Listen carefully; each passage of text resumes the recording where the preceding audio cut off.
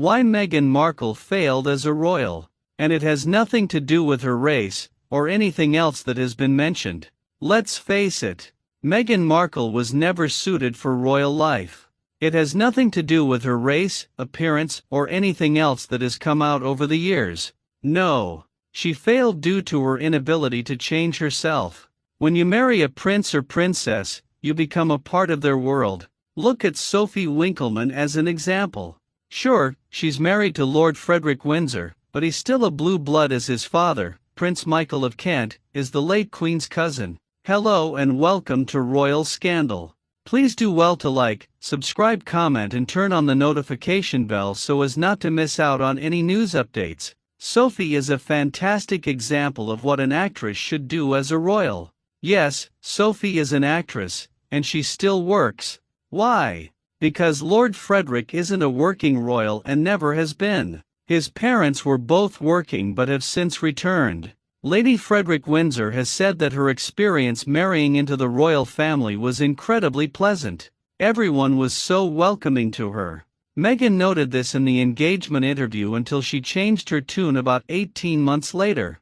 Also, she is just not likable. She comes across as fake, and the royals quickly saw through her act. You must learn to give up part of yourself when you're a royal. Most royals who marry give up their careers, depending on where their spouse sits in the line of succession. Look at Daniel Westling, the husband of Crown Princess Victoria in Sweden. He became a prince when he married her. Anyway, going back to the disaster that is Meghan Markle, she was too selfish to make it as a royal. If she was serious about being a duchess, she should have moved all her belongings to the UK and not stored them in Canada for a rainy day. She should have also completed the citizenship test but complained to Harry that it was too hard, so she never became a UK citizen. Also, what was she thinking exposing how dumb Harry is on her Archetypes podcast? In one episode, she told her guest that she asked Harry if he knew what the answers to the test were, and he said no. Why? Because he has never passed a test, and is almost flunking high school is a classic example. You would think someone born and raised in the United Kingdom would know the answers to their citizenship test. Meghan's lack of self-awareness, where she constantly pushed in front of Harry to shake hands and greet people, should have been a red flag. Initially, it looked like the gentlemanly thing to do for the prince to let his wife go first. But over time, it became apparent that she wasn't interested in playing the woman who fell into line with her prim and proper sister-in-law, who had been a duchess for almost a decade by the time they met. The sick part about this is that Meghan left a breadcrumb trail of her jealousy and hatred for Catherine, and she wasn't afraid to show people how she felt, even if she sucked at attempting to hide it. There were death stares behind Catherine's back, the flirting with Prince William, and the alleged horrid behavior she exhibited towards the Wales children. It has been alleged that Meghan referred to Louis as Louis, not as Louis, and she stole George's security name. There is also a rumor that she and Harry wanted to name Archie Louis because Louis Mountbatten, Prince Philip's favorite uncle, was well known in the military. However, William and Catherine got the first pick, as Louis was born before Archie was conceived. Whether that story is even remotely true is still being determined, but it would not be surprising if it were. Meghan had no interest in respecting her husband's family. She also didn't want her family to tell Harry the truth, so her mother was the only person invited to the wedding. The narrative on the Netflix series about her niece, Ashley, being barred from the wedding is total nonsense. What legitimate reason would the palace have for telling her that the daughter of her estranged half-sister couldn't be at the wedding? The attention wouldn't have deterred Samantha. Why would it have? Firstly, Samantha wasn't even invited. Secondly, the wedding was for Meghan and Harry, and the attention would not moved away from them. The media is way more professional than Meghan, and Harry believes it is. Just because it calls out their tripe doesn't mean they don't do their job, which is to focus on the news of the moment. Meghan loves the media a lot more than she claims. Why does she smile whenever a camera is pointed in her direction, regardless of the event and whether the cameras were supposed to be there? You don't see Harry doing it. He looks dead set and miserable whenever they are in the same shot together. Sure, he smiles, but it doesn't reach his eyes, and he's terrible at faking it. Let's not forget this picture. Notice Catherine's expression. She's got a straight face as she is openly mourning the Queen, a woman she had great affection for and is the great-grandmother of her 3 children. Now, look at Meghan. She does not look like a woman who is mourning. She looks like she does not want to be there. Why? Because she spat all over Catherine and threatened and mocked the Queen in interviews weeks before she died. She can claim that she and her children were close to Her Majesty, but here's the truth. Meghan Markle did not care for the Queen. She saw her as a little old lady. Sure, she said, I love grandmothers, but she was doing it to please Harry to hook him. Also, Samantha said that Meghan didn't care for their grandmother in her final years. I think Meghan was talking about Doria's mother, but we're probably wrong. Doesn't matter. What does matter is that Meghan mocked the Queen's legacy. She stole Her Majesty's private nickname, which was supposed to be discontinued after Prince Philip died, and tacked it onto her daughter.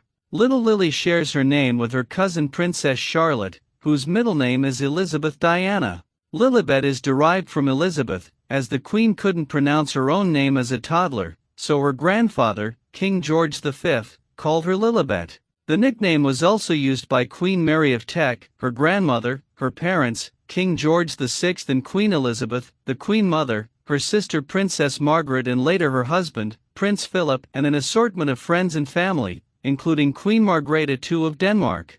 Meghan would not let the children see or spend time with their great-grandmother. The Queen had a deep affection for her other great-grandchild, whom she saw regularly. One story says that when the kids were at Balmoral, the Queen would leave gifts in their rooms. She never got to do this with Archie and Lily. Why? Because she never saw them. Also, the story about Archie being too young to travel to Balmoral but being allowed to jump over to France shows that Markle had no intention of her children having any connection to their English roots. They are her meal ticket. However, they might not even be her meal ticket, as she fears they will take attention away from her. She is either a brilliant woman to keep up this con for so long, or she's incredibly ignorant that she is only where she is because of the man she married. Also, it doesn't take a military genius, no pun intended, to know that Harry is only relevant because of who his family is, one of the most famous royal families in history. King Henry VI, anyone? You know, the king Harry claims to be related to, but isn't, because his only child, Edward of Westminster, died in combat and failed to produce a child with a Neville? For those unaware of what I am referring to, Harry mentions in Spare that he is descended from King Henry VI, who founded Eton College, the prestigious boarding school he and William attended in their teen years. Only half of that statement is correct. Henry VI is the founder of Eton College. However, Harry is not related to him, as Edward of Westminster died in combat when he was 17, leaving behind his new wife, and Neville. It is also doubted whether the marriage was consummated. Sure, many royals are related to past monarchs, but Harry can't be a direct descendant of Henry VI. The Sussex Squad defended Harry at the time, saying it was just a mix-up, but the information is easy to fact-check. Also, it might have something to do with his constant drug use, as the public can remember this stuff and fact-check, but he can't. Also, some people blamed the ghostwriter for the falsehoods. Ghostwriters are like translators. They put together a narrative that is given to them by another person. It is not their job to insert details to make the story sound better. For example, consider the drama surrounding Omid Scobie and the Dutch translation of Endgame. The translator, who had been in the business for years, was criticized by Omid and, by extension, the Sussex Squad for inserting the names of the King and the Princess of Wales in the Dutch edition. In reality, all the translator did was translate what she was given. How was she to know what the names were? Omid was adamant he never put the names in the book, but had to admit he had put the names in an earlier draft, which was then sent to the translators by his agents or someone close to his camp. I've said a million times before that he is not a journalist. He's a Sussex groupie with no morals and empathy for other royal family members. He has been silent as of late, even when the allegations against African parks came up and what Harry could have known about it. Meghan claims to be a feminist. She's not and doesn't understand the concept. If she did care, she would be screaming from the rooftops about how African women should have been treated better.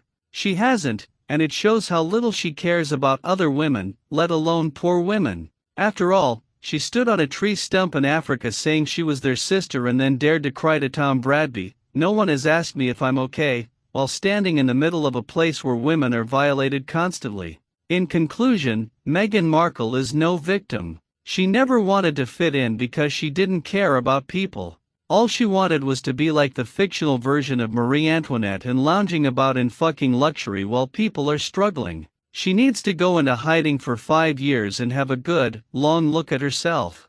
Meghan Markle failed as a member of the royal family because she was more interested in fame and money than quietly serving the Queen. Harry and Meghan listened to the advice of her PR team in America. Instead of working for the monarchy, Prince Harry and Meghan Markle listened to people who wanted to make money off them and the PR people behind the scenes, securing deals that would supposedly earn them millions of dollars and propel their fame. While it appeared that Meghan would help modernize the monarchy, she would have never sacrificed her independence to be part of the royal family. Meghan was angry that the palace staff didn't protect her when the British tabloids wrote negative stories about her. She didn't understand why she wasn't worshipped and loved the way she was in America. This was long before Harry and Meghan were parroted on South Park and Family Guy. Meghan made demands on the palace staff. She wanted their help to retaliate against her detractors. She couldn't see beyond herself. Meghan was also frustrated that Kate Middleton was rarely ever criticized. She didn't understand that she and Harry could live with similar admiration and privilege if she played her cards right. Instead, they pretend to still possess that same influence by using their titles for commercial gain on their website, and their recent quasi-royal tour to Nigeria screamed of rebellion, as they were basically on a royal tour without the benefit of actually being working members of the royal family. Meghan fueled Harry's comparisons of her to Princess Diana. The Queen, who made it clear that there was to be no half-in, half-out deals, must be rolling in her grave. Meghan was listening to her PR team in America the entire time she was a royal. She was told that she should be celebrated and elevated, not criticized by the British media. It also doesn't help that Harry has always compared Meghan to his mother, Princess Diana. Harry claims that the paparazzi went after Meghan the way they went after his mother. Meghan fueled the comparisons, as her goal and ambition were to be treasured like Diana. The more Harry drew parallels between the two women, the more convinced Meghan was of her importance to the monarchy. Tom Bauer points out that Diana knew that individual royals needed to conform so the monarchy wouldn't lose its legitimacy. Diana earned the public's love because of her commitment to the monarchy and years of hard work. Her PR team also weaved the tale that Meghan was irreplaceable and represented the monarchy's future. They wanted her to capitalize on her role in the royal family. Meghan didn't understand the line of succession. She also didn't seem to comprehend that she was married to the sixth in line to the throne. Meghan was married to the spare, not the heir. Kate was married to the future king, not her. Meghan didn't understand that as time passed, her importance to the monarchy would diminish, as would Harry's. Meghan's ruthlessness and relentless pursuit of money and fame led her to make stupid decisions. She thought stepping down as a working royal in January 2020 would lead to her ultimate success. Her PR team whispered in her ear that she could gain millions from her activism. All she needed was an American foundation to deposit the funds. The couple initially moved to Canada, while Meghan was securing deals with Netflix and Spotify. Her PR team assured her that she had the same opportunities for success as the Obamas. They were expected to use their royal status in books and TV shows. Their first step was the interview with Oprah. In the end, Prince Harry and Meghan Markle lost, and the monarchy won. Their deal with Spotify was axed, and Spotify executive Bill Simmons called them bloody grifters. Their Netflix deal is a joke. America has now ostracized the Duke and Duchess of Sussex. They followed the worst advice possible, and now they are seen as the complete fools that they are. Thank you so much for watching. Please like and subscribe.